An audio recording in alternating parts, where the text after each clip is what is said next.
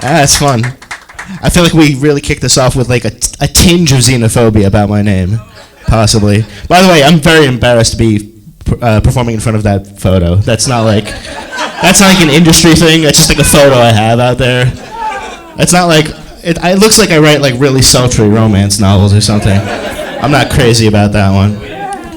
Andy was talking about being married. I have a wife as well. Yeah. Thank you. I was almost condescending, like you didn't, like you're really cheering on, like good for you.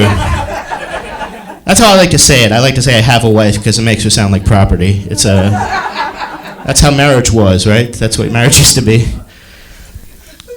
People ask, marriage is fine, whatever, it's cool. I like being engaged because people ask you what it's like being engaged, which is a weird question to ask in 2000s, right? It's like, I don't know, it's the same as before. The only difference is the engagement ring, right? Like every day she wakes up and wears the most expensive purchase you've ever made in your life.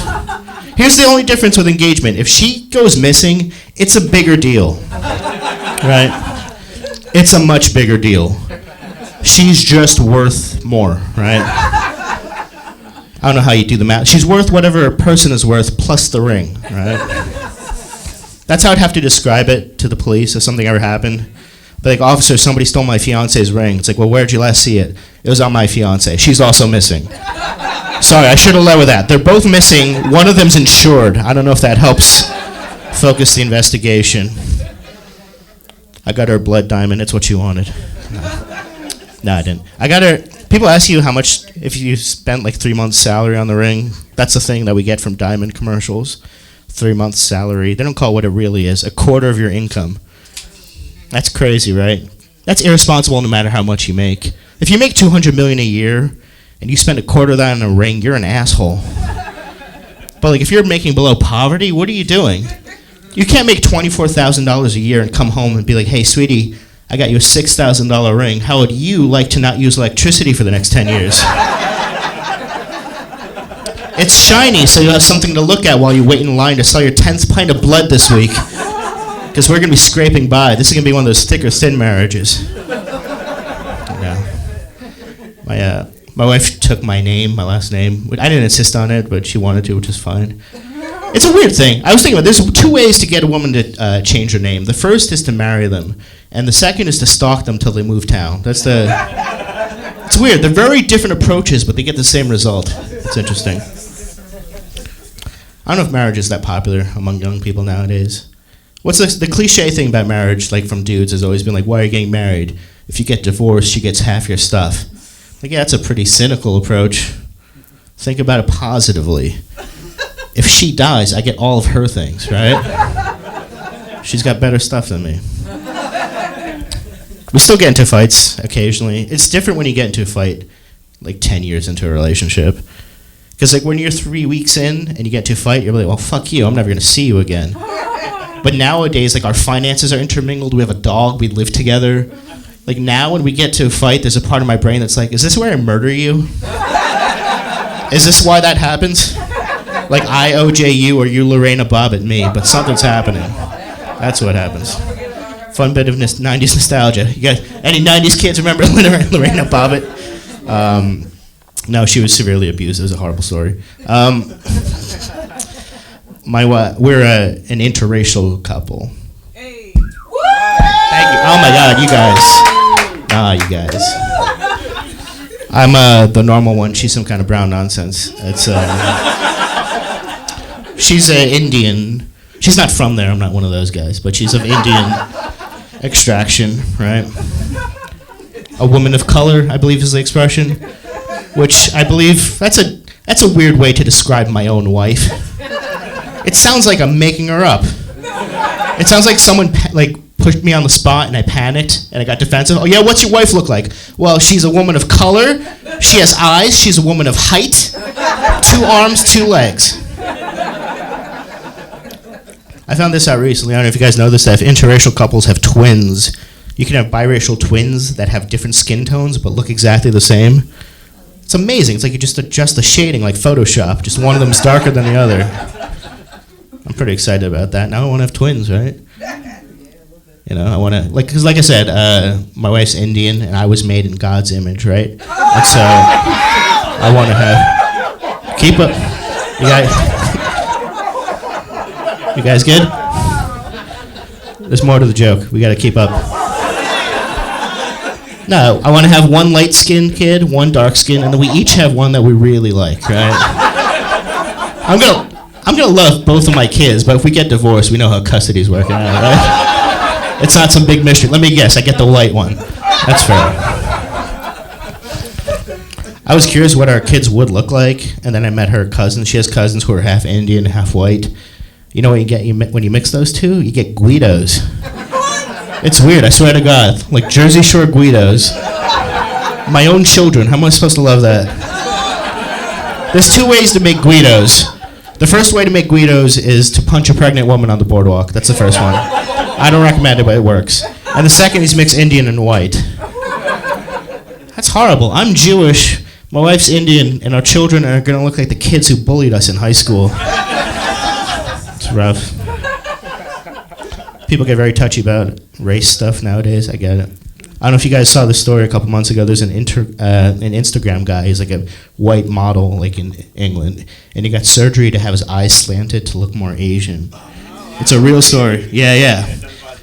Which that's the most funny part. So please don't step on any more of my shit. No, I'm kidding. I'm kidding. That's the funniest part. He identifies as, he says he's transracial, but then he specifically says he identifies as Korean, which I don't even know how you figure that out. How do you know what kind of Asian you are? I assume you go based on food, probably. That's how I would do it. I'd probably be a Thai. Oh, but people were pissed at the guy. It was a huge controversy. People was like, A, they thought he was just being racist, or they said he was mocking transgenderism, right? But honestly, I had to come to his defense, because, like, think about what this guy had to go through. He had to save up money to get elective surgery. He had to undergo surgery. He had to recover from it. He had to deal with the scorn and vitriol of people online. That takes hard work, dedication, commitment. I guess what I'm saying is this guy might be Asian, right?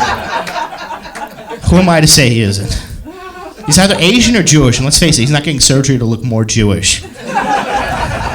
We invented surgery to look less Jewish. That's what we did. I am Jewish. I was born in Russia. We came to the U.S. as Soviet refugees.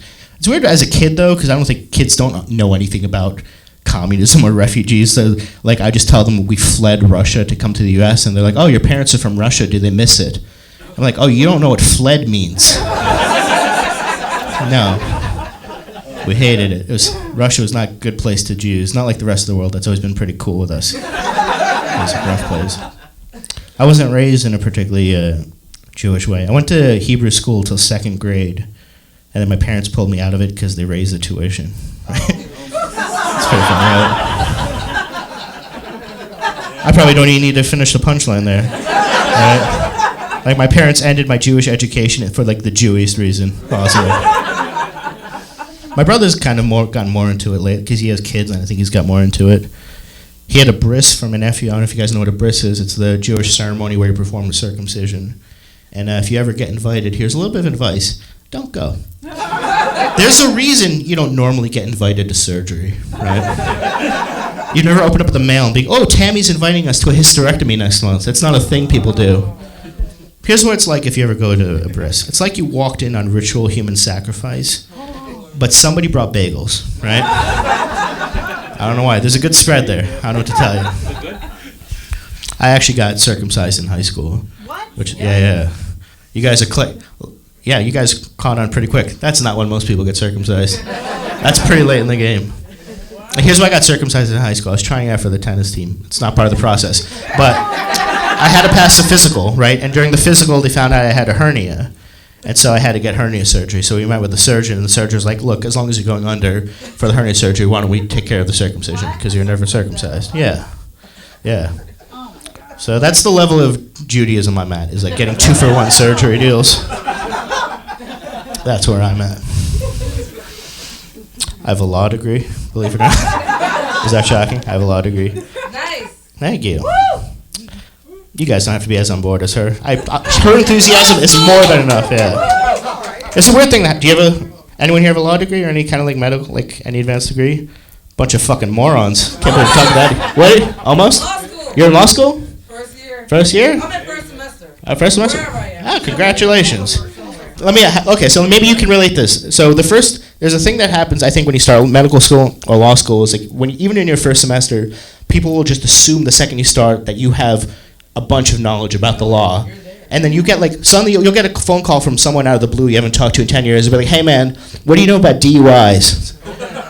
I don't know, man. I'm going to guess not as much as you know right now. Whatever happened in the last 2 days that made you ask me that question, I guarantee you know more about DUI. Is that how you think they start law school? Is with DUI classes? It's ridiculous. I was watching this show called Ink Master. It's a tattoo competition show, yeah. There's one episode where one of the people who was getting a tattoo was a firefighter, and he wanted to get a tattoo of fire on his arm, and no one acted like that was weird. I'm like, shouldn't you not like fire? No cop has a tattoo of George Floyd on his arm, right? Here's what I'm saying. If you ever see a firefighter and he has a tattoo of fire on his arm, that dude starts fires. He starts fires so he can fight fires because he fucking loves fires. You gotta stay away from that guy.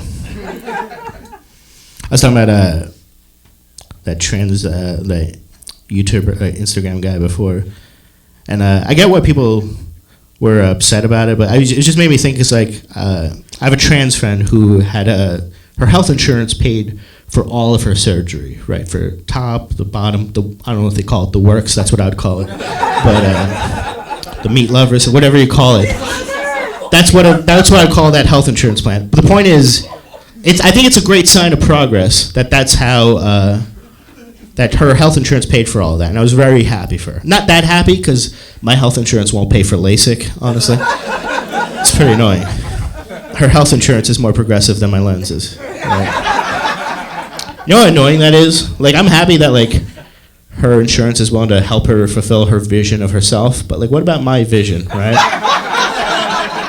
She identifies as a woman. I identify as a man with 2 functioning eyeballs. What can we do for me, you know? You know why? Do you know why health insurance doesn't cover LASIK? They say it's cosmetic. I swear to God. Because you can just wear glasses. Which would be like, oh, I broke my knee. Well, just wear crutches, you bitch. What do you think? My eyes are the organs that responsible for vision. Mine don't work. There's a surgery that'll fix it, and they're acting like I'm trying to get fake tits. Which they'd pay for if I just told them I was trans. That's the irony of it. It's ridiculous. I have OCD.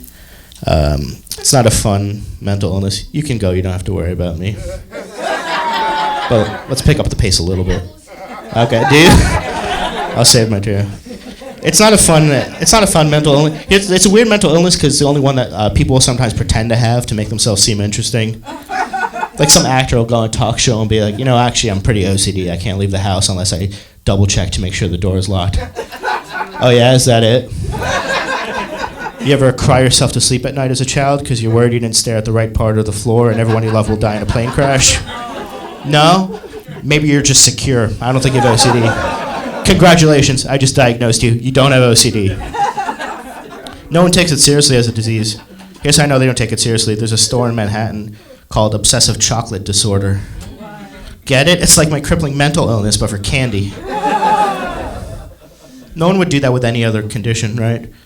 No one would open up a Mexican restaurant called AIDS, Acquired Immunodeficiency Salsa. No one's going to do that. We're pretty much over the whole COVID thing now, right? You guys all through it? Over it. I didn't like the mask. Let's keep it light here. I didn't like the mask mandate because I work in New York and you have to wear the mask on the subway.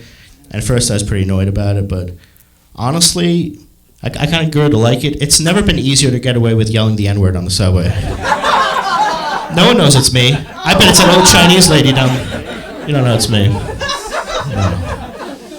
No, I'd never do that. It's a terrible word.